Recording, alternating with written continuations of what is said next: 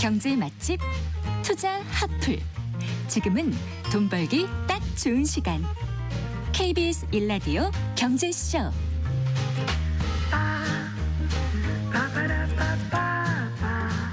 4시 40분입니다. 지난달 비상계엄 사태 이후 금융시장이 크게 흔들렸는데요. 국민연금 등 연기금이 2조 원 매수하면서 급락하는 증시를 방어했다고 하고 또 고환율 방어를 위해서 연기금이 쓰였다고도 합니다. 자, 국민의 대표적인 노후 자금인 만큼 이 공적기금인 국민연금이 활용되는 것에 대해서 우려를 표하는 목소리가 나오고 있는데요. 자, 문제는 없는 건지 짚어보겠습니다.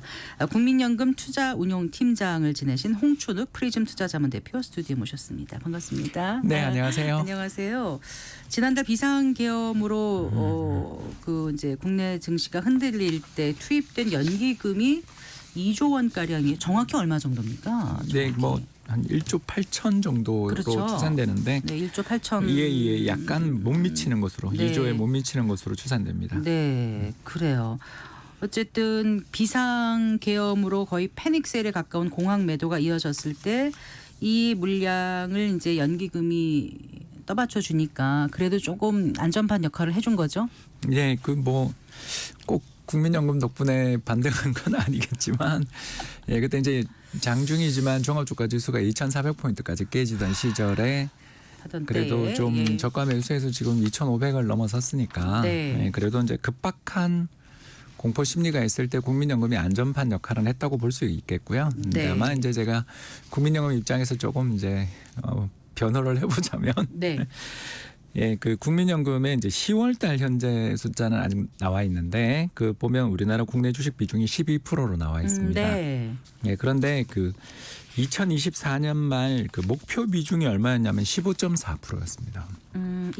언제요? 예, 2024년 말 네. 국민연금의 목표 비중이 15.4%. 네. 그러니까 한 170조 정도를 목표로 하고 있었는데 네. 국내 주식. 예, 네. 근데 지금 그 10월 말에 얼마로 나왔냐면 144조였으니까 음. 한 30조가 좀 밑도는 그런 상황이었습니다. 그러니까 이제 목표 비중은 170조인데 네. 보유는 144조. 네. 그리고 이거는 10월이니까 11월, 12월에 빠진 것까지 하면 이제 더 되겠죠? 네. 그러니 이제 국민연금 입장에서 애가 타는 거죠. 왜 그러냐면 이제 목표 비중은 한 15% 정도를 맞춰야 되는데 실제 보유한 건 12%밖에 안 된다면 네. 3%포인트 정도 차이가 나는 거잖아요. 네. 그 정도의 큰 차이가 벌어지게 되면 이제 위에서 그 조치가 내려옵니다. 투자운용팀장을 그렇죠. 지내셨으니까. 예, 제가 이제 그 일을 했던 팀장이고요. 예. 이제 지금은 이제 다른 팀으로 넘어간 걸로 알고 있고요. 일단 전략 부서 쪽에서 이제 운용 전략 쪽에서 본부장한테 보고를 하고 그 본부장님이 특별한 사유가 있지 않는 한은 이렇게까지 비중이 크게 차이 나는 거는 네. 연금의 운용에 있어서 뭔가 문제를 초래하니까 네. 한국 주식을 사라라고 했을 가능성이 있다라는 거죠. 네. 즉 누구 지시를 받아 샀다라기보다는 네. 연금의 주식 정상적 비중. 연금의 네. 정상적인 저가 매수였다라고 저는 좀 해석하고 싶습니다. 지금 포트폴리오상 원래는 그렇게 15% 정도를 사야 되는데 12%밖에 안 들고 있으니까 일단 국민연금이 지난해 수익률은 역대 최대라고 하던데 14.14%인가 그렇게 올렸다면서요? 예, 그 정도는 날 수밖에 없는 게요. 이제 그 국민연금이 포트폴리오를 저희들이 좀 이렇게 미리 볼 수가 있잖아요. 왜냐하면 네. 국민연금은 기금 운용 계획이라는 걸 갖고 발표를 해주니까 네. 거기 있는 수익률들을 시장의 대표적인 주가 지수로 그냥 이렇게 대입해서 보면 제가 추산했을 때는 14%에서 18% 사이가 아마 나오지 않을까 싶은데 네. 네. 이제 이 지금 방금 나온 건 잠정치고요. 왜 그러냐면 이제 그 부동산이라든가 다양한 대체 자산을 국민연금이 되게 많이 들고 있기 때문에 네. 그거의 시가가 정확하게 평가하기가 좀 어려워서 공정가치 평가가 어렵기 때문에 네. 지금 이야기하신 거는 시장에서 거래되는 네. 자산의 가격을 가지고서 잠정적으로 본 거라고 볼 수 있습니다. 어쨌거나 국민연금이 포트폴리오상 그 정도를 맞춰야 된다라고 말씀하신 거면은 그러면은 이번에 그 위기에 구원투수로 나선 건 아니다란 말씀이신가요? 그 구원투수를 안 하려 들진 않았다. 그러니까 무슨 말이냐면 안 해도 되는 수도 있죠. 왜냐하면 이전에 2021년 우리나라 국민연금이 국내 주식을 되게 많이 팔았던 적이 있습니다. 네. 한 30조 정도 이렇게 팔았는데 그 팔 때 이제 국민연금이 국내 주식을 매도하는 바람에 주가가 못 오른다라는 그런 문제 제기가 있고 그러면서 국내 주식의 목표 비중이 예를 들어서 20%인데 그때 이제 23% 뭐 22%로 이렇게 목표 비중보다 훨씬 더 많아서 판 거였거든요. 네. 근데 이제 그걸 좀 밴드를 넓혀줬어요. 3% 정도로. 네, 그래서 네. 사실 지금 제가 봤을 때는 그 밴드에 걸릴랑 말랑 했었던 것 같아요. 그러니 사실 좀 두고 봐도 되는데 근데 너무 지금 저평가돼 있는 상황이고 네. 또 그때는 못 팔긴 했지만 그렇다고 해서 주식시장이 또 그때 붕괴되는 중인데 저가 매수 기회를 놓치는 건 또 그렇지 않냐. 이런 좀 적절한 판단이 있지 않았을까 생각합니다. 그러면 고환율 방어에 국민연금이 동원됐다. 이 얘기에 대해서는 어떻게 이건 판단하세요? 사실입니다. 네. 지난해 연말 한국은행에서 보도자료가 나왔는데 올해 연말까지 650억 달러 정도 한도에 따라서 정부에게 돈을 빌려줬습니다. 그러니까 네. 이제 이걸 이제 저희들은 외환 수합 거래라고 하는데요. 네, 네. 이제 간단하게 말해서 이제 국민연금은 지금 1,200조가 넘는 어마어마한 운용을 하고 있고 그중에 거의 한 절반 이상인 제가 추산해 봤을 때는 한 4천억 불에서 5천억 불 정도 되는 어마어마한 돈을 네. 해외 자산으로 운용을 하고 있고 네. 또 내년 운용 계획을 봤더니 내년에도 국내 주식보다 해외 주식에 훨씬 더 많은 투자를 하기로 돼 있더라고요. 예. 그래서 내년에는 35.9%까지 올립니다. 아, 그래요? 예, 그러면 이제 이 돈만큼이 얼마냐 하면 계산을 해보면 한 60조 정도가 됩니다. 그렇죠. 60조 정도가 되는데 이 60조를 이제 나가게 되면 이 딱 이 정도 된 돈이 되겠죠. 한 500억 불, 400억 불 되지 않겠습니까? 지금 현재 환율에서. 네. 예, 그러면서 이제 안 그래도 환율이 계속 올라가서 정말 힘들어서 경제가 되게 충격을 받고 있는데 국민연금이 계속 기금 적립액이 늘어나고 돈을 잘 벌고 있으니까 잘 벌어서 이걸 해외에 재투자하겠다고 또 나가게 되면 네. 외환 시장에서 달러를 최소 300억 불에서 한 많게는 한 500억 불 정도까지. 왜냐하면 우리 제가 왜 이걸 추산을 약간 밴드를 넓히냐 하면 작년에 수익을 너무 많이 냈기 때문에 네. 연금의 운용 자산 규모가 훨씬 커져요. 예, 그렇죠. 예. 예, 그래서 이제 그 내년에 사야 되는 목표 금액도 제가 봤을 때는 더 커질 것 같거든요. 그래서 한 300억 불에서 500억 불 이상을 갖다가 내년에 올해 이제 2025년에 달러를 사야 되는데 네. 이게 시장에 충격을 줄 수 있으니까 네. 이걸 가지고서 이제 해지를 걸자. 네. 이게 무슨 말이냐면 시장에서 직접 외환 시장에서 달러 자금이 나와서 사자로 나오는 게 아니라 아니고. 예, 그렇죠. 한국은행이랑 거래를 하자. 네. 이 물량이 시장에 직접 충격을 주지 않게끔 네. 하자. 그래서 그러면 수합을 했다는 거예요. 그렇죠. 네. 그러면 이제 좋은 점은 환율이 내려가면 이걸 한국은행한테 미리 팔아놨으니까 환율이 내려가더라도 평가 손실이 안 생길 수 있지만 반대로 환율이 올라가는 경우는 국민연금이 더 많은 수익을 노릴 기회를 잃어버릴 수도 있겠죠. 네. 이해되시죠? 네, 그러니까 저는 이해가 됐는데. 두 가지 면에서 개입이 있었던 셈입니다. 그러면은 그거는 잘했다고 판단을 하시는 건가요? 아니요, 저는 반대죠. 아. 왜냐하면 국민연금의 기금운용본부의 이제 여러 가지 정책 중에 하나가 네. 2016년 제가 이제 그만두고 나온 다음에 환해지 정책이라는 걸 발표를 해서 이제 해외 주식이나 채권에 투자하는 거는 환해지를 걸었더니 비용도 많이 들고 또 미국 금리도 높고 그래서 비용이 엄청나게 드니까 네. 이건 이제 환해지 하지 말고 그냥 시장에서 자유롭게 사고 팔게 하자. 국민연금 규모도 1,000조가 넘어가는데 이걸 누가 받아주냐. 수합 시장에서 받아줄 네. 때는 정부밖에 없는데 정부도 부담된다. 이러고 이제 2016년에 이걸 환해지를 스탑한 거예요. 네. 그랬는데 지금 환율 올라갔다고 다시 환해지를 하고 환율이 추가 상승하면 국민연금의 추가 수익은 이제 없는 거래를 시킨 거잖아요. 네.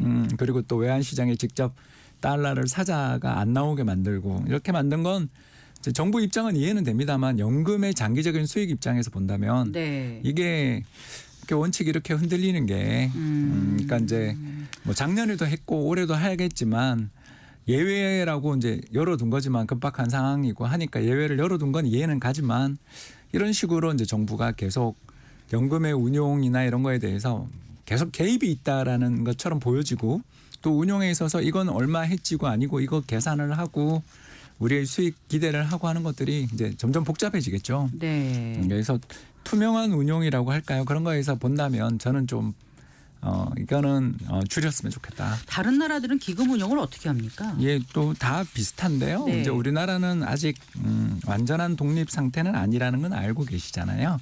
그래서 보건복지부 산하에 있는 일종의 이제 공단이라고 보시면 되겠고요, 공사라고 보시면 되겠고요. 근데 다른 나라 연기금들, 특히 이제 우리나라에서 가장 좀 벤치마킹 한다고 그러죠. 이렇게 닮아 보려고 애를 쓰는 세계에서 이제 수익률이 제일 좋은 데가 이제 바로 CPPIB 캐나다 국민연금이라고 혹시 들어보셨는지 모르겠는데요. 네. 예, 지난 2000년부터 시작해서 2023년까지 무려 만 24년 동안 연평균 수익률 9%를 달성한 기적 같은 성과죠. 네. 예, 우리가 참고로 6%가 안 되는데 이 정도의 엄청난 성과를 달성한 연금은 어떻게 하냐면 캐나다의 국민연금은 CPP인 거고요. 거기서 별도로 독립부서를 아예 독립시켜서 회사를 만들었어요.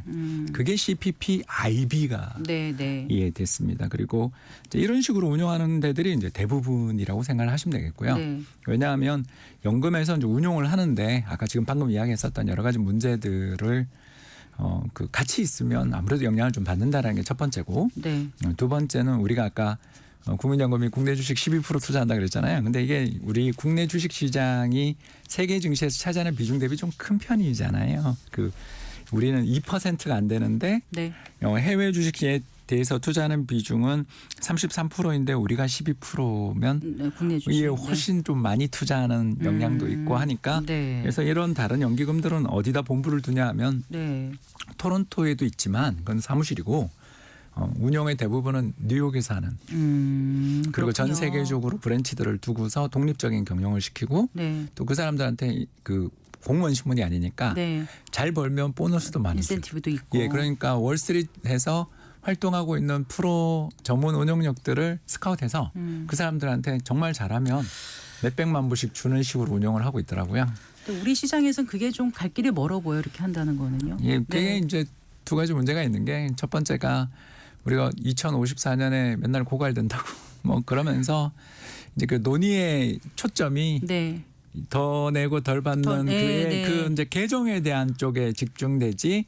지금 제가 이야기했던 것처럼 연금 수익률을 그 캐나다 국민연금처럼 올리면 네. 그 연금 수익률 1%를 올리면 개인에게 예, 우리가 그 고갈되는 시점이 5년 정도 늦어지거든요. 아, 그래요? 예, 그래서 네. 여기서 만약 우리가 과거에 6%를 했는데 9%가 되면 15년을 할 수 있으니까 2070년까지 네. 그 고갈 시기도 연기될 수 있어서 이런 점에 대해서는 우리 한번 더 고민이 내고 필요한 것 덜 같습니다. 베는 논의로 막 서로 머리 터지게 싸우는 것 뭐 중요합니다만은 그렇죠. 지금 수익률을 어떻게 높일 수 있는 건가 그렇죠. 이것도 좀 중요한 것 같고 자 국민연금의 역할 끝으로 어떻게 하면 좋을지 또 정책 당국은 어떻게 이걸 접근해야 될지 이 얘기 끝으로 좀 한 말씀 해주세요. 예, 뭐 시간이 많이 없어서 예, 독립시켜 네, 그 주십시오.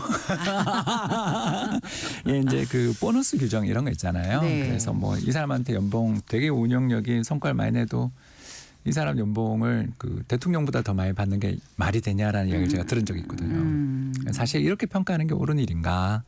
결국 이게 이제 공무원 신분 또는 뭐 공단 신분이기 때문에 이런 부분이 있어서 좀 운영의 묘를 살려서 네. 그 우리 운영력들에게 힘을 좀 실어주고 특히 해외에서 채용도 최근에 하고 있는데 더 적극적으로 해외에서 운영이 이제 본격화되고 또 글로벌 수익에 이렇게 흐름에 따라갈 수 있게끔 발빠르게 움직일 수 있게끔 좀 권한의 네. 그 이양도 있는 이런 식으로 간다면 연금에 대한 이런 수많은 이제 오해와 또는 좀 비난에서 좀 운영력들을 이렇게 약간 분리를 시켜주면 네. 더 좋은 성과가 있지 않을까 하고 기대해 봅니다. 네.